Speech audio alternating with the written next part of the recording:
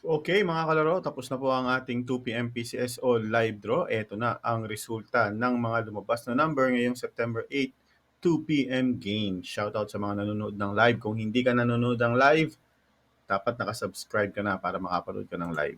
Unahin natin ang 2D Lotto, 1825. Yan po ang official ng 1825. Panalo ka ng 4,000 or 2,000 kung ikaw po ay Rumble. Bago tayo pumunta sa 3D Lotto mga kalaro, may Lotto outlet po tayo. Kung gusto niyo pong tumaya ng Lotto sa aming Lotto outlet, hanapin niyo po ako sa Facebook. K3 tayo Lotto, Lotohan ni Ellie. Okay? Kung may tanong ka, i-chat niyo lang kami dyan. Ito na po ang ating 3D Lotto ngayong 2 PM, September 8, 641. 641 in exact order. Thank you for watching. See you mamayang 5 PM.